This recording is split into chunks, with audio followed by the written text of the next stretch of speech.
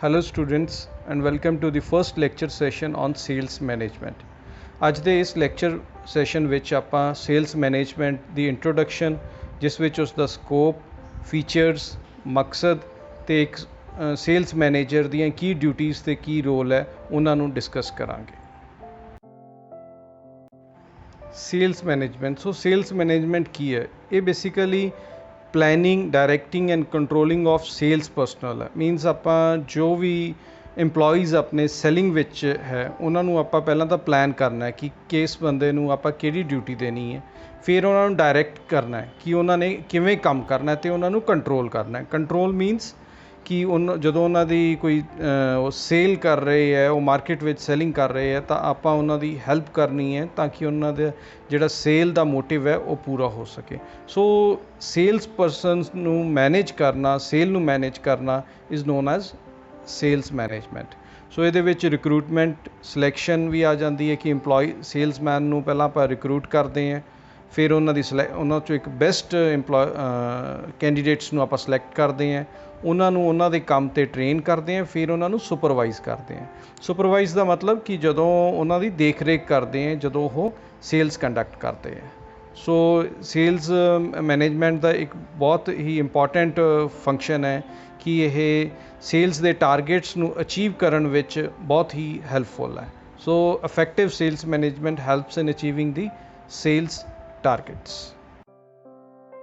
सो after definition ये है ਇਹਦੀਆਂ ਫੀਚਰਸ ਔਰ we can say these are the characteristics ਨੇ ਸੇਲਸ ਮੈਨੇਜਮੈਂਟ ਦੇ। ਸਭ ਤੋਂ ਪਹਿਲਾਂ ਗੋਲ ਓਰੀਐਂਟਡ ਪ੍ਰੋਸੈਸ, ਕਿ ਜਿਹੜੀ ਸੇਲਸ ਮੈਨੇਜਮੈਂਟ ਹੈ ਉਹ ਕਿਸੇ ਓਬਜੈਕਟਿਵ ਨੂੰ ਜਾਂ ਮਕਸਦ ਨੂੰ ਲੈ ਕੇ ਕੈਰੀ ਕੀਤੀ ਜਾਂਦੀ ਹੈ। ਇਟ ਮੀਨਸ ਮਕਸਦ ਜਾਂ ਗੋਲ ਆਪਣਾ ਕਿਸ ਤਰ੍ਹਾਂ ਦਾ ਹੋ ਸਕਦਾ ਹੈ, ਜਾਂ ਤਾਂ ਆਪਾਂ ਕੋਈ ਨਵੀਂ ਪ੍ਰੋਡਕਟ ਵੇਚਣੀ ਹੈ ਉਹਦਾ ਹੋ ਸਕਦਾ ਹੈ, ਜਾਂ ਆਪਾਂ ਜ਼ਿਆਦਾ ਰੈਵਨਿਊ ਜਨਰੇਟ ਕਰਨਾ ਹੈ, ਉਹ ਆਪਣਾ ਗੋਲ ਹੋ ਸਕਦਾ ਹੈ, ਜਾਂ ਆਪਾਂ ਕਿਸੇ ਨਵੇਂ ਏਰੀਆ ਨੂੰ ਕੈਪਚਰ ਕਰਨਾ ਹੈ ਜ਼ਿਆਦਾ ਸੇਲਸ ਕਰਕੇ, ਉਹ ਆਪਣਾ ਓਬਜੈਕਟਿਵ ਜਾਂ ਗੋਲ ਹੋ ਸਕਦਾ ਹੈ।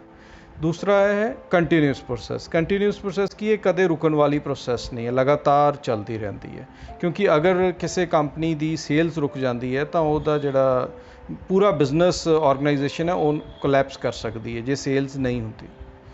ਫਿਰ ਹੈ ਇੰਟੈਗਰਲ ਪਾਰਟ ਆਫ ਮਾਰਕੀਟਿੰਗ, ਮਤਲਬ ਕਿ ਇਹ ਜਿਹੜੀ ਸੇਲਸ ਮੈਨੇਜਮੈਂਟ ਹੈ ਇਹ ਇੱਕ ਮਾਰਕੀਟਿੰਗ ਦਾ ਬਹੁਤ ਹੀ ਅਹਿਮ ਪਾਰਟ ਹੈ।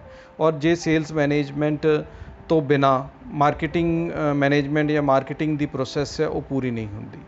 Then it's strategic function, means ਕਿ ਜਦੋਂ ਆਪਾਂ ਸੇਲਸ ਮੈਨੇਜਮੈਂਟ ਕਰਦੇ ਹਾਂ ਉਹਦੇ ਵਿੱਚ ਆਪਾਂ ਵੇਰੀਅਸ ਸਟ੍ਰੈਟਜੀਜ਼, ਨਵੀਆਂ ਟੈਕਨੀਕਸ ਆਪਾਂ ਅਪਣਾਉਣੇ ਹੈ ਸੇਲਸ ਨੂੰ ਵਧਾਉਣ ਦੀਆਂ, ਮਾਰਕੀਟ ਨੂੰ ਕੈਪਚਰ ਕਰਨ ਦੀ ਹੈ। So it's a strategic function. And the last ਜੋ ਬਹੁਤ ਹੀ ਇੰਪੋਰਟੈਂਟ ਹੈ ਉਹ ਹੈ ਕਸਟਮਰ ਓਰੀਐਂਟਡ ਪ੍ਰੋਸੈਸ। ਮੀਨਸ ਕਿ ਆਪਣੀ ਜਿਹੜੀ ਸੇਲਸ ਮੈਨੇਜਮੈਂਟ ਹੈ ਉਹ ਕਸਟਮਰ ਦੇ ਆਲੇ ਦੁਆਲੇ ਹੀ ਘੁੰਮਦੀ ਹੈ, ਕਿਉਂਕਿ ਸੇਲਸ ਦਾ ਮੇਨ ਮਕਸਦ ਹੈ ਆਪਾਂ ਕਸਟਮਰ ਨੂੰ ਕੋਈ ਚੀਜ਼, ਕੋਈ ਪ੍ਰੋਡਕਟ ਜਾਂ ਕੋਈ ਸਰਵਿਸ ਸੈੱਲ ਕਰਨਾ। ਔਰ ਅਗਰ ਕਸਟਮਰ ਸੈਟਿਸਫਾਈਡ ਹੈ, ਜਾਂ ਆਪਾਂ ਕਹੀਏ ਕਿ ਕੰਪਨੀ ਜਾਂ ਇੱਕ ਬਿਜ਼ਨਸ ਦੀਆਂ ਆਫਟਰ ਸੇਲ ਸਰਵਿਸਿਜ਼ ਚੰਗੀਆਂ ਨੇ, ਤਾਂ ਉਹ ਕਸਟਮਰ ਆਪਣੀ ਕੰਪਨੀ ਦਾ ਜਾਂ ਆਪਣੇ ਬ੍ਰਾਂਡ ਦਾ ਇੱਕ ਲਾਇਲ ਕਸਟਮਰ ਬਣ ਜਾਂਦਾ ਹੈ। ਸੋ ਆਪਾਂ ਇਹ ਕਹਿ ਸਕਦੇ ਹਾਂ ਕਿ ਇੱਕ ਚੰਗੀ sales management leads to customer satisfaction and customer loyalty. So ਇਹ ਬੇਸਿਕ 5 ਫੀਚਰਸ ਨੇ ਸੇਲਸ ਮੈਨੇਜਮੈਂਟ ਦੇ। So based on those 5 basic features, ਉਹਨਾਂ 5 ਜਿਹੜੇ ਇੰਪੋਰਟੈਂਟ ਫੀਚਰਸ ਹੈ ਇਹ ਸੇਲਸ ਮੈਨੇਜਮੈਂਟ ਦਾ ਸਕੋਪ ਆਪਾਂ ਡਿਫਾਈਨ ਕਰਦੇ ਹਾਂ। ਠੀਕ ਹੈ, ਸਭ ਤੋਂ ਪਹਿਲਾਂ ਹੈ ਸੇਲਸ ਫੋਰਕਾਸਟਿੰਗ। ਫੋਰਕਾਸਟਿੰਗ ਕੀ ਹੁੰਦਾ? ਕਿ ਸੇਲਸ ਮੈਨੇਜਮੈਂਟ ਦਾ ਇੱਕ ਕੰਮ ਹੈ ਕਿ ਫਿਊਚਰ ਵਿੱਚ ਸਾਡੀ ਕਿੰਨੀ ਸੇਲ ਹੋਏਗੀ। ਠੀਕ ਹੈ, ਉਹ ਚੀਜ਼ ਨੂੰ ਇਹ ਫੋਰਕਾਸਟ ਕਰਦੇ ਹੈ। ਫੋਰਕਾਸਟ ਮੀਨਸ ਆਪਾਂ ਕਹਿੰਦੇ ਹਾਂ ਕਿ ਉਹ ਇੱਕ ਅੰਦਾਜ਼ਾ ਲਾਉਂਦੇ ਹੈ ਕਿ ਫਿਊਚਰ ਵਿੱਚ ਸਾਡੀ ਆਰਗੇਨਾਈਜੇਸ਼ਨ ਜਾਂ ਕੰਪਨੀ ਕਿੰਨੀ ਸੇਲ ਕਰ ਸਕਦੀ ਹੈ। Then is sales budgeting, means sales ਦੇ ਬਜਟਸ ਬਣਾਉਂਦੇ ਹੈ। ਬਜਟਸ ਵਿੱਚ ਆ ਜਾਂਦੇ ਹੈ ਕਿ ਤੁਸੀਂ ਕੋਈ ਤੁਹਾਨੂੰ ਕੋਟਾਜ਼, ਜਾਂ ਆਪਾਂ ਅੱਗੇ ਜਾ ਕੇ ਪੜ੍ਹਾਂਗੇ ਸੇਲਸ ਟੈਰੀਟਰੀਜ਼ ਵਿੱਚ ਡਿਵਾਈਡ ਕਰਦੇ ਹੈ। ਉਹਨਾਂ ਲਈ ਉਹਨਾਂ ਏਰੀਆ ਨੂੰ ਕਵਰ ਕਰਨਾ ਹੈ, ਟੂਰ ਕਰਨਾ ਹੈ, ਉਹਦੇ ਲਈ ਤੁਹਾਨੂੰ ਬਜਟ ਚਾਹੀਦਾ ਹੈ। ਫਿਰ ਤੁਹਾਡੇ ਇੰਪਲੋਈਜ਼ ਨੂੰ ਸੈਲਰੀ ਦੇਣ ਲਈ ਬਜਟ ਚਾਹੀਦਾ ਹੈ। ਇਹ ਸਾਰਾ ਕੁਛ ਸੇਲਸ ਬਜਟਿੰਗ ਵਿੱਚ ਆ ਜਾਂਦਾ ਹੈ। ਫਿਰ ਆ ਜਾਂਦਾ ਹੈ ਹਿਊਮਨ ਰਿਸੋਰਸ ਮੈਨੇਜਮੈਂਟ। ਇਸ ਵਿੱਚ ਆਪਾਂ ਸੇਲਸ ਫੋਰਸ ਦੀ ਰਿਕਰੂਟਮੈਂਟ ਕਰਦੇ ਹਾਂ, ਉਹਨਾਂ ਦੀ ਸਿਲੈਕਸ਼ਨ ਕਰਦੇ ਹਾਂ, ਫਿਰ ਉਹਨਾਂ ਨੂੰ ਟ੍ਰੇਨ ਕਰਦੇ ਹਾਂ, ਫਿਰ ਉਹਨਾਂ ਨੂੰ ਆਪਾਂ ਉਹਨਾਂ ਦੇ ਕੰਮ ਦਿੰਦੇ ਹਾਂ ਅਤੇ ਫਿਰ ਉਹਨਾਂ ਨੂੰ ਸੁਪਰਵਾਈਜ਼ ਕਰਦੇ ਹਾਂ। ਸੋ ਇਹ ਸਾਰੇ ਫੰਕਸ਼ਨਸ ਇੱਕ ਹਿਊਮਨ ਰਿਸੋਰਸ ਮੈਨੇਜਮੈਂਟ ਦੇ ਡਿਪਾਰਟਮੈਂਟ ਵਾਲੇ ਨੇ ਜੋ ਸੇਲਸ ਮੈਨੇਜਮੈਂਟ ਡਿਪਾਰਟਮੈਂਟ ਵੀ ਕਰਦਾ ਹੈ। Then is fixing of sales quota and territories. So sales quota ਅਤੇ ਸੇਲਸ ਟੈਰੀਟਰੀਜ਼ ਮੀਨਸ ਆਪਾਂ ਇੱਕ ਏਰੀਆ ਨੂੰ ਸੈਗਮੈਂਟਸ ਵਿੱਚ ਡਿਵਾਈਡ ਕਰਦੇ ਹਾਂ ਅਤੇ ਫਿਰ ਇਹ ਉਹਨਾਂ ਨੂੰ ਸੇਲਸਮੈਨ ਨੂੰ ਟੈਰੀਟਰੀਜ਼ ਜਾਂ ਸੇਲਸ ਕੋਟਾ ਦਿੰਦੇ ਆ ਉਹਨਾਂ ਦੇ ਟਾਰਗੇਟਸ 'ਤੇ ਫਿਕਸ ਕਰਨ ਲਈ। ਠੀਕ ਹੈ, ਜਿਵੇਂ ਆਪਾਂ ਮੰਨ ਲਈਏ ਕਿ ਇੱਕ ਏਰੀਆ ਹੈ, ਫੋਰ ਐਗਜ਼ਾਮਪਲ ਕਿ ਇੱਕ ਬਠਿੰਡਾ ਇੱਕ ਏਰੀਆ ਹੈ। ਠੀਕ ਹੈ, ਆਪਾਂ ਬਠਿੰਡਾ ਨੂੰ 4 ਸੈਗਮੈਂਟਸ ਵਿੱਚ ਡਿਵਾਈਡ ਕਰ ਦਿੰਦੇ A B C D। ਠੀਕ ਹੈ, ABCD ਕੀ ਆ ਜਾਂਦੀ ਹੈ? Sales territories. ਠੀਕ ਹੈ, ਜਿਹੜਾ A ਵਿੱਚ ਆਪਾਂ ਕਿਸੇ ਇੱਕ ਬੰਦੇ ਦੀ ਡਿਊਟੀ ਲਾ ਦਿੰਦੇ ਹਾਂ ਕਿ ਤੂੰ 10 ਕਾਰਸ ਸੈੱਲ ਕਰਨੀਆਂ, 10 ਕਾਰਾਂ ਸੈੱਲ ਕਰਨੀਆਂ, ਉਹਦਾ ਹੋ ਗਿਆ ਸੇਲਸ ਕੋਟਾ। ਠੀਕ ਹੈ, ਫਿਰ ਆ ਜਾਂਦਾ ਆਰਗੇਨਾਈਜੇਸ਼ਨਲ ਸਟਰਕਚਰਿੰਗ। ਠੀਕ ਹੈ, ਜਿਹੜੇ ਏਰੀਏ 'ਚ ਆਪਾਂ ਸੇਲ ਕਰਨੀ ਹੈ ਜਾਂ ਆਪਣਾ ਜਿਹੜਾ ਇਹ ਟਾਰਗੇਟਡ ਏਰੀਆ ਜਾਂ ਆਪਣਾ ਜਿਹੋ ਜਿਹਾ ਕੋਈ ਪ੍ਰੋਡਕਟ ਹੈ ਉਹਦੇ ਬੇਸ 'ਤੇ ਆਪਾਂ ਆਪਦੀ ਸੇਲਸ ਡਿਪਾਰਟਮੈਂਟ ਨੂੰ ਔਰਗਨਾਈਜ਼ ਕਰ ਲਾਂਗੇ ਕਿ ਸਾਨੂੰ ਕਿੰਨੇ EMPLOYEES ਚਾਹੀਦੇ ਹੈ, ਕਿੰਨਾ ਉਹਨਾਂ ਦਾ ਸੁਪਰਵਾਈਜ਼ਰ ਚਾਹੀਦਾ ਹੈ, ਕਿੰਨੇ ਆਪਾਂ ਨੂੰ ਲਾਈਕ ਰੀਜਨਲ ਹੈਡਸ ਜਾਂ ਸਟੇਟ ਹੈਡਸ ਚਾਹੀਦੇ ਹੈ। ਸੋ ਉਹ ਆਪਾਂ ਉਹੋ ਜਿਹਾ ਇੱਕ ਸੈਟਅਪ ਸੈੱਟ ਕਰ ਲੈਂਦੇ ਹਾਂ ਬੇਸਡ ਔਨ ਕਿ ਆਪਣਾ ਏਰੀਆ ਕਿੰਨਾ ਹੈ ਜਾਂ ਆਪਣਾ ਪ੍ਰੋਡਕਟ ਕਿਹੋ ਜਿਹਾ। ਫਿਰ ਆ ਜਾਂਦਾ ਬ੍ਰੈਂਡਿੰਗ। ਸੋ ਬ੍ਰੈਂਡਿੰਗ ਕੀ ਚੀਜ਼ ਹੁੰਦੀ ਹੈ ਕਿ ਆਪਾਂ ਕਿਸੇ ਪ੍ਰੋਡਕਟ ਨੂੰ ਇੱਕ ਯੂਨੀਕ ਨੇਮ ਜਾਂ ਸਿੰਬਲ ਦਿੰਦੇ ਹਾਂ ਉਹਨੂੰ ਕਿ ਉਹ ਆਇਡੈਂਟੀਫਾਈ ਹੋ ਜਾਏ। ਠੀਕ ਹੈ, ਸੋ ਸੇਲਸ ਮੈਨੇਜਮੈਂਟ ਦਾ ਕੰਮ ਹੈ ਕਿ ਉਹ ਬ੍ਰੈਂਡਿੰਗ ਵਿੱਚ ਵੀ ਹੈਲਪ ਕਰਦੇ ਹੈ। ਠੀਕ ਹੈ, ਉਹਨਾਂ ਨੂੰ ਪੈਕਿੰਗ ਕਿੱਦਾਂ ਦੀ ਹੋਣੀ ਚਾਹੀਦੀ ਹੈ, ਲੋਕਾਂ ਦੀ ਡਿਮਾਂਡ ਕਿਹੋ ਜਿਹੀ ਪੈਕਿੰਗ ਦੀ ਹੈ। ਠੀਕ ਹੈ, ਫਿਰ ਆ ਜਾਂਦਾ sales promotion. So this is ਇਹ ਇੰਪੋਰਟੈਂਟ ਫੰਕਸ਼ਨ ਹੈ, ਸਕੋਪ ਹੈ ਇਹਦਾ ਸੇਲਸ ਮੈਨੇਜਮੈਂਟ ਦਾ ਕਿ ਜਿਵੇਂ ਦਾ ਮੇਨ ਮਕਸਦ ਹੀ ਸੈਲਿੰਗ ਕਰਨਾ ਹੈ। ਸੋ ਜਿਹੜਾ ਪਰਸਨਲ ਸੈਲਿੰਗ ਹੈ ਜਾਂ ਆਪਾਂ ਕਹਿ ਦਿੰਦੇ ਹਾਂ ਡੋਰ ਟੂ ਡੋਰ ਸੈਲਿੰਗ ਹੈ, ਜਾਂ ਪਰਸਨਲ ਸੈਲਿੰਗ ਹੋ ਜਾਂਦਾ ਜਿੱਥੇ ਇੱਕ ਕਸਟਮਰ ਅਤੇ ਇੱਕ ਸੇਲਸਮੈਨ ਦਾ ਡਾਇਰੈਕਟ ਕੰਟੈਕਟ ਹੈ। So that is known as personal selling, ਉਹਨੂੰ ਆਪਾਂ ਪਰਸਨਲ ਸੈਲਿੰਗ ਕਹਿੰਦੇ ਹਾਂ। ਫਿਰ ਆਪਾਂ ਜਿੱਦਾਂ ਕਿ ਫੀਚਰਸ ਵਿੱਚ ਪੜ੍ਹ ਚੁੱਕੇ ਸੀ after sale services. So after sale services ਕੀ ਹੁੰਦੀਆਂ ਕਿ ਆਪਾਂ ਜਦੋਂ ਕੋਈ ਪ੍ਰੋਡਕਟ ਕਿਸੇ ਕਸਟਮਰ ਨੂੰ ਆਪਾਂ ਸੈੱਲ ਕਰ ਦਿੰਦੇ ਹਾਂ ਤਾਂ ਸੈੱਲ ਕਰਨ ਤੋਂ ਬਾਅਦ ਆਪਾਂ ਕਿੱਦਾਂ ਦੀਆਂ ਸਰਵਿਸ ਪ੍ਰੋਵਾਈਡ ਕਰਦੇ ਹਾਂ। ਮੰਨ ਲਓ ਆਪਾਂ ਕੋਈ ਕਾਰ ਜਾਂ ਕੋਈ ਵਹੀਕਲ ਸੈੱਲ ਕੀਤਾ ਤਾਂ ਆਪਾਂ ਉਹਦੀਆਂ ਐਨੂਅਲ ਮੇਨਟੇਨੈਂਸ ਜਾਂ 3 ਜਾਂ 4 ਸਰਵਿਸ ਉਹਨੂੰ ਫ੍ਰੀ ਦੇਵਾਂਗੇ। ਉਹ ਕੀ ਹੁੰਦਾ? After sale services. ਸੋ ਜਿੰਨੀਆਂ ਆਫਟਰ ਸੇਲ ਸਰਵਿਸਿਜ਼ ਚੰਗੀਆਂ ਹੋਣਗੀਆਂ ਉਨਾ ਹੀ ਕਸਟਮਰ ਜ਼ਿਆਦਾ ਸੈਟਿਸਫਾਈਡ ਹੋਊਗਾ। ਸੋ ਇਹ ਪੁਆਇੰਟਸ ਨੇ, ਆਪਾਂ ਇਹਨਾਂ ਨੂੰ ਕਈ ਵਾਰ ਇਹ ਵੀ ਕਹਿ ਦਿੰਦੇ ਹਾਂ ਕਿ these R the points which R the chapters of your syllabus. ਮਤਲਬ ਇਹ ਚੀਜ਼ਾਂ ਆਪਾਂ ਤੁਹਾਡੇ ਸੇਲਸ ਮੈਨੇਜਮੈਂਟ ਦੇ ਸਿਲੇਬਸ ਵਿੱਚ ਡਿਟੇਲ ਵਿੱਚ ਪੜ੍ਹਾਂਗੇ। ਕਿਸੇ ਵੀ ਇੱਕ ਡਿਪਾਰਟਮੈਂਟ ਜਾਂ ਨੂੰ ਸਕਸੈਸਫੁਲ ਬਣਾਉਣ ਲਈ ਉਹਦੀਆਂ ਕੁਛ ਕੰਪੋਨੈਂਟਸ, ਜ਼ਰੂਰੀ ਕੰਪੋਨੈਂਟਸ ਜਾਂ ਐਲੀਮੈਂਟਸ ਹੁੰਦੇ ਜਾਂ ਆਪਾਂ ਕਹਿ ਸਕਦੇ ਹਾਂ ਕਿ ਉਹਦੇ ਬੇਸਿਕ ਪਿਲਰਸ ਹੁੰਦੇ ਹੈ। ਠੀਕ ਹੈ, ਸੋ ਸੇਲਸ ਮੈਨੇਜਮੈਂਟ ਦੇ ਇਹ 3 ਬੇਸਿਕ ਐਲੀਮੈਂਟਸ ਜਾਂ ਕੰਪੋਨੈਂਟਸ ਹੈ। ਸਭ ਤੋਂ ਪਹਿਲਾਂ ਸੇਲਸ ਓਪਰੇਸ਼ਨ। ਸੇਲਸ ਓਪਰੇਸ਼ਨ ਕੀ ਹੈ? ਇਹਦੇ ਵਿੱਚ ਆਪਾਂ ਕਰਦੇ ਹਾਂ ਕਿ ਇੱਕ ਸੇਲਸ ਡਿਪਾਰਟਮੈਂਟ ਜਾਂ ਸੇਲਸ ਮੈਨੇਜਮੈਂਟ ਦਾ ਸਭ ਤੋਂ ਪਹਿਲਾ ਕੰਮ ਹੁੰਦਾ ਇੱਕ ਸੇਲਸ ਟੀਮ ਨੂੰ ਬਣਾਉਣਾ। ਠੀਕ ਹੈ, ਫਿਰ ਉਸ ਸੇਲਸ ਟੀਮ ਨੂੰ ਮੋਟੀਵੇਟ ਕਰਨਾ। ਠੀਕ ਹੈ, ਉਹਦੀ ਸ਼ਲਾਘਾ ਕਰਨੀ ਕਿ ਜੋ ਵੀ ਉਹਨਾਂ ਨੇ ਕੰਮ ਕੀਤੇ ਹੈ ਤਾਂ ਕਿ ਉਹ ਜਿਹੜੇ ਸੇਲਸ ਟਾਰਗੇਟ ਹੈ ਉਹ ਚੰਗੀ ਤਰ੍ਹਾਂ ਨਾਲ ਅਚੀਵ ਕਰ ਸਕਣ। ਨੈਕਸਟ ਹੈ ਸੇਲਸ ਸਟ੍ਰੈਟਜੀ। ਸੇਲਸ ਨੂੰ ਅਚੀਵ ਕਰਨ ਲਈ ਵੇਰੀਅਸ ਆਪਾਂ ਟੈਕਨੀਕਸ ਇਨਵੋਲਵ ਕਰਦੇ ਹਾਂ। ਠੀਕ ਹੈ, ਕੋਈ ਕਿਸੇ ਮਾਰਕੀਟ ਨੂੰ ਕੈਪਚਰ ਕਰਨ ਲਈ ਟੈਕਨੀਕ ਹੋ ਸਕਦੀ ਹੈ, ਕੰਪੀਟੀਸ਼ਨ ਨੂੰ ਹਰਾਉਣ ਦੀ ਟੈਕਨੀਕ ਹੋ ਸਕਦੀ ਹੈ।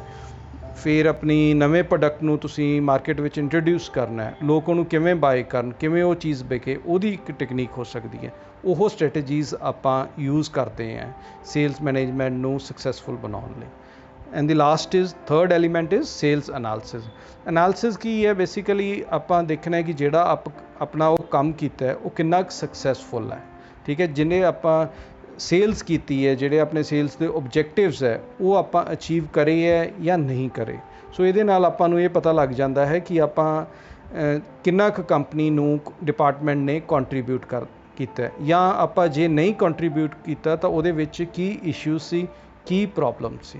ਸੋ ਇਹ ਕੀ ਐਲੀਮੈਂਟਸ ਨੇ ਜਾਂ ਆਪਾਂ ਕਹਿ ਸਕਦੇ ਹਾਂ these are the pillars of sales management ਕਿ ਇਹਨਾਂ 3 ਚੀਜ਼ਾਂ ਤੋਂ ਬਿਨਾਂ ਸੇਲਸ ਮੈਨੇਜਮੈਂਟ ਨਹੀਂ ਡਿਪਾਰਟਮੈਂਟ ਨਹੀਂ ਚੱਲ ਸਕਦਾ। ਉਹ ਇੱਕ ਬਿਜ਼ਨਸ ਆਰਗੇਨਾਈਜੇਸ਼ਨ ਨੂੰ ਆਪਣੀ ਕੰਟਰੀਬਿਊਸ਼ਨ ਨਹੀਂ ਦੇ ਸਕਦਾ। ਓਬਜੈਕਟਿਵਸ ਆਫ ਸੇਲਸ ਮੈਨੇਜਮੈਂਟ, ਇਸ ਵਿੱਚ ਆਪਾਂ ਡਿਸਕਸ ਕਰਾਂਗੇ ਕਿ ਸੇਲਸ ਮੈਨੇਜਮੈਂਟ ਦਾ ਕੀ ਮਕਸਦ ਹੈ, ਕਿ ਇੱਕ ਕੰਪਨੀ ਜਾਂ ਇੱਕ ਬਿਜ਼ਨਸ ਆਰਗੇਨਾਈਜੇਸ਼ਨ ਲਈ ਸੇਲਸ ਮੈਨੇਜਮੈਂਟ ਡਿਪਾਰਟਮੈਂਟ ਕਿਉਂ ਜ਼ਰੂਰੀ ਹੈ। ਸੋ ਸਭ ਤੋਂ ਪਹਿਲਾ ਹੈ ਅਚੀਵਿੰਗ ਆਫ ਸੇਲਸ ਓਬਜੈਕਟਿਵਸ।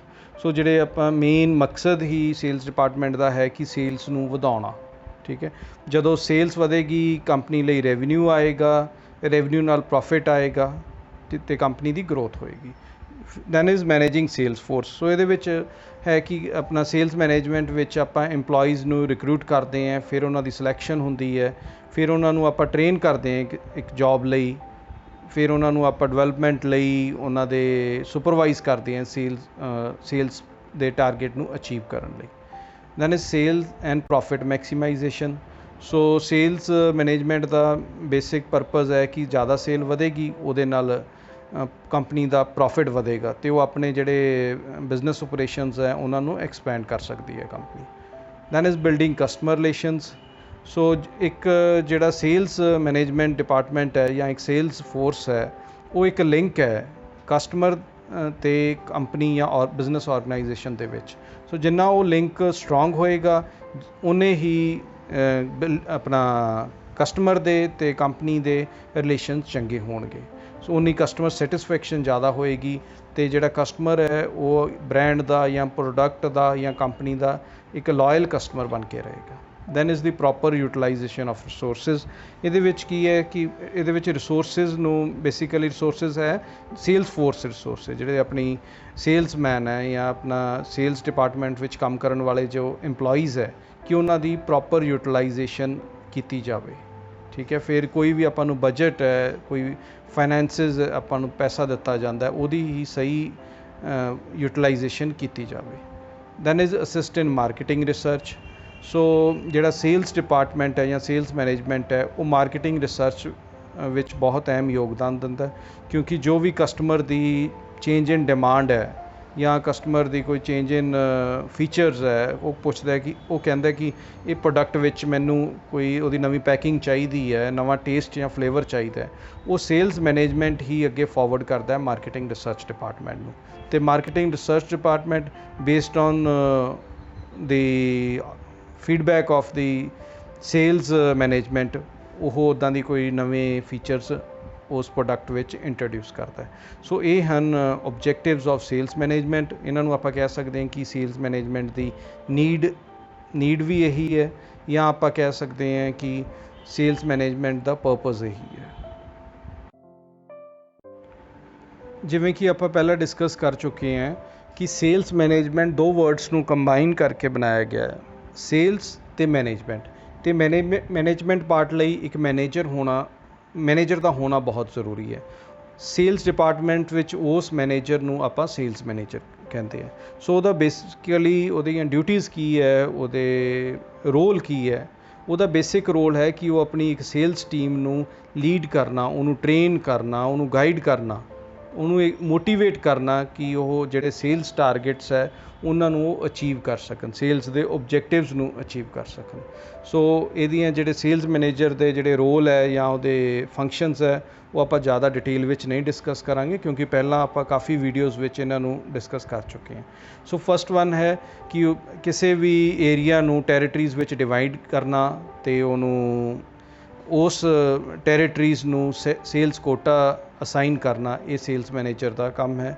ਫਿਰ HR ਫੰਕਸ਼ਨ ਹੈ, ਜਿਵੇਂ ਕਿ ਰਿਕਰੂਟਮੈਂਟ ਹੈ, ਸਿਲੈਕਸ਼ਨ ਹੈ, ਹਾਇਰਿੰਗ ਹੈ, ਫਿਰ ਉੱਦਾਂ ਦੀ ਟ੍ਰੇਨਿੰਗ ਹੈ, ਇਹ ਸਾਰਾ ਸੇਲਸ ਮੈਨੇਜਰ ਦਾ ਕੰਮ ਹੈ। Then is effective planning and budgeting, ਕਿ ਆਪਾਂ ਸੇਲਸ ਟੈਰੀਟਰੀ ਨੂੰ ਕਿੰਨਾ ਬਜਟ ਦੇਣਾ ਹੈ, ਕਿੰਨੇ EMPLOYEES ਦੀ ਸੈਲਰੀ ਦੇਣੀ ਹੈ EMPLOYEES ਨੂੰ। Then is improving customer relations. So customer ਨਾਲ ਇੱਕ ਚੰਗੇ ਰਿਲੇਸ਼ਨ ਬਣਾਉਣ ਨਾਲ ਤੁਹਾਡੀ ਇੱਕ ਜਿਹੜਾ ਆਪਾਂ ਪਹਿਲਾਂ ਜਿਵੇਂ ਡਿਸਕਸ ਕੀਤਾ ਸੀ, ਤੁਹਾਡਾ ਜਿਹੜਾ ਉਹ ਲਿੰਕ ਹੈ ਉਹ ਸਟਰੋਂਗ ਹੁੰਦਾ ਹੈ। ਤਾਂ ਕਸਟਮਰ ਆਪਣੇ ਤੁਹਾਡੇ ਬ੍ਰਾਂਡ ਦਾ ਜਾਂ ਆਰਗੇਨਾਈਜੇਸ਼ਨ ਦਾ ਇੱਕ ਲਾਇਲ ਕਸਟਮਰ ਬਣ ਜਾਂਦਾ ਹੈ ਜੇ ਉਹਦੇ ਨਾਲ ਤੁਹਾਡੇ ਰਿਲੇਸ਼ਨ ਚੰਗੇ ਹੋਣ, ਜੇ ਉਹ ਸੈਟਿਸਫਾਈਡ ਹੋਵੇ ਤੁਹਾਡੀਆਂ ਸਰਵਿਸਿਜ਼ ਤੋਂ। Then is maintaining data and records for future reference. So ਇਹਦੇ ਵਿੱਚ ਡੇਟਾ ਕਿਸ ਤਰ੍ਹਾਂ ਦਾ ਹੋ ਸਕਦਾ ਹੈ ਕਿ ਤੁਹਾਡੇ ਸੇਲਸ ਓਬਜੈਕਟਿਵਸ ਕੀ ਹੈ, ਕਿੰਨੇ ਤੁਸੀਂ ਸੇਲਸ ਓਬਜੈਕਟਿਵਸ ਅਚੀਵ ਕੀਤੇ, ਜਾਂ ਤੁਹਾਡੇ ਜਿਹੜੇ ਸੇਲਸ ਟਾਰਗੇਟ ਸੀ ਉਹ ਤੁਸੀਂ ਕਿਉਂ ਨਹੀਂ ਅਚੀਵ ਕੀਤੇ।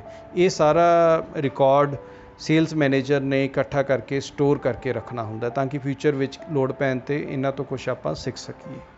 ਸੋ ਅੰਤ ਵਿੱਚ ਆਪਾਂ ਇਹੀ ਐਨਾਲਾਈਜ਼ ਕੀਤਾ ਹੈ ਕਿ ਸੇਲਸ ਮੈਨੇਜਰ ਦਾ ਇੱਕ ਅਹਿਮ ਰੋਲ ਹੈ ਕਿਸੇ ਕੰਪਨੀ ਨੂੰ ਜਾਂ ਕਿਸੇ ਬਿਜ਼ਨਸ ਅਦਾਰੇ ਨੂੰ ਸਕਸੈਸਫੁਲ ਬਣਾਉਣ ਵਿੱਚ। ਸੋ ਇਹ ਹਨ ਇੱਕ ਸੇਲਸ ਮੈਨੇਜਰ ਦੇ ਰੋਲ, ਉਹਦੀਆਂ ਡਿਊਟੀਜ਼ ਜਾਂ ਉਹਦੇ ਆਪਾਂ ਕਹਿ ਸਕਦੇ ਹਾਂ functions. So in the end, these are some of the basic questions that will test your knowledge, that how much you have learned from this video, ਕਿ ਤੁਸੀਂ ਇਸ ਵੀਡੀਓ ਰਾਹੀਂ ਕੀ ਸਿੱਖਿਆ ਹੈ। ਸੋ ਇਹ ਕੁਐਸਚਨਸ ਤੁਹਾਡਾ ਨੌਲੇਜ ਵੀ ਵਧਾਉਣਗੇ, plus from your examination point of view ਵੀ ਇਹ ਕੁਐਸਚਨਸ ਇੰਪੋਰਟੈਂਟ ਨੇ, ਕਿਉਂਕਿ ਬਾਰ-ਬਾਰ ਇਹੀ ਕੁਐਸਚਨਸ ਹਰ ਇੱਕ ਐਗਜ਼ਾਮ ਵਿੱਚ ਰਿਪੀਟ ਹੁੰਦੇ ਨੇ। ਜੇ ਕਿਸੇ ਸਟੂਡੈਂਟ ਨੂੰ ਇਹਨਾਂ ਕੁਐਸਚਨਸ ਦੇ ਆਨਸਰ ਲੱਭਣ ਵਿੱਚ ਕੋਈ ਦਿੱਕਤ ਆਉਂਦੀ ਹੈ ਤਾਂ ਉਹ ਮੈਨੂੰ ਮੇਰੇ ਈਮੇਲ ਰਾਹੀਂ ਕੰਟੈਕਟ ਕਰ ਸਕਦਾ ਹੈ। ਧੰਨਵਾਦ।